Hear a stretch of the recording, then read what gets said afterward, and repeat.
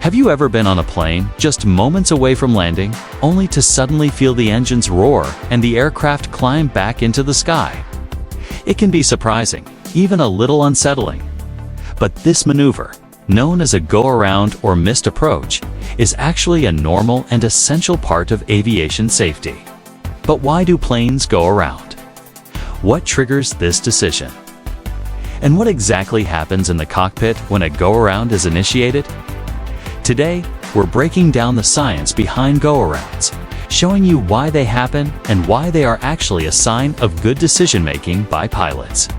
Before we dive in, if you love aviation content, make sure to hit that like button and subscribe to Avis Hub for more deep dives into the world of flight. Your support helps us bring you more fascinating aviation insights. Now, let's get into it. What is a go-around? A go-around occurs when a pilot aborts a landing and climbs back into the air instead. Instead of touching down, the aircraft repositions itself for another approach to the runway. Every pilot is trained extensively on this procedure, and in fact, pilots practice go-arounds regularly in simulators. It's not an emergency, it's simply a decision to prioritize safety when conditions for landing aren't ideal. In aviation, safety is always the #1 priority, and a smooth landing is never guaranteed on the first attempt. So when in doubt, pilots go around. Why do pilots initiate a go-around? There are several reasons why a pilot may abort a landing and go around. Let's go through the most common ones. One of the biggest reasons for a go-around is an unstable approach. A stable approach means that the aircraft is at the correct speed, at the correct altitude, on the correct glide path, properly aligned with the runway. If any of these factors are off, maybe the plane is coming in too fast, too slow, too high, or too low. The pilot may choose to discontinue the landing and try again. In modern aviation, airlines have strict stabilized approach criteria, meaning that if the aircraft isn't fully stabilized by a certain altitude, usually around 1,000 feet above the ground, go-around is the safest option. Imagine a scenario where another aircraft is still on the runway, or maybe a ground vehicle accidentally enters the runway just as a plane is about to land. In these situations, Air Traffic Control (ATC) will immediately instruct the pilots to go around to avoid a potential accident. This can also happen if the aircraft ahead of the landing plane is too slow to clear the runway, or if a pilot misjudges spacing between landings. Weather plays a huge role in landing conditions. High winds, heavy rain, low visibility due to fog, or even wind shear can make landing unsafe. Wind shear, sudden and severe change in wind speed or direction, can cause an aircraft to lose altitude quickly, making it one of the most dangerous weather-related factors in aviation. Fog and low visibility. The pilots can't see the runway at the required minimum altitude.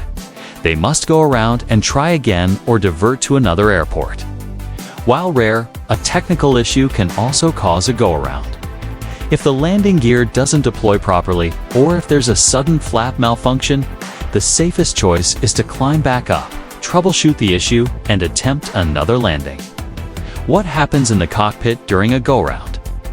A go-around might feel dramatic as a passenger, but inside the cockpit, it's a carefully coordinated maneuver. Here's how it works. Pilot thrusts up.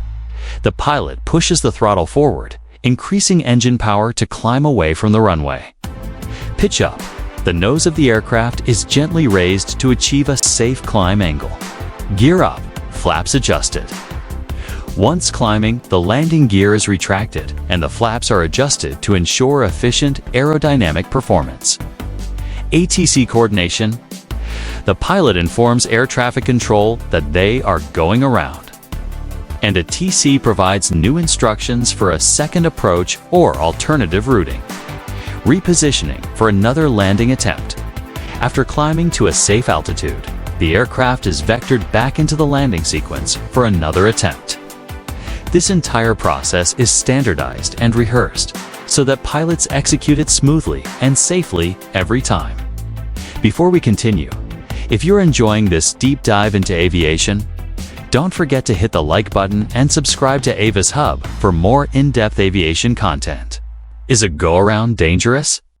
A common misconception is that go-arounds are dangerous or a sign of something going wrong.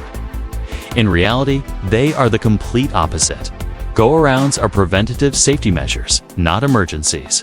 If anything, you should feel reassured when your flight performs a go-around because it means that the pilots and ATC are prioritizing safety over convenience. Go-arounds are also fairly common. While they don't happen on every flight, they are performed thousands of times every year worldwide, especially at busy airports. So, why do planes go around? Because safety always comes first. Whether it's an unstable approach, weather challenges, a blocked runway, or a technical issue, go-arounds are an essential part of modern aviation.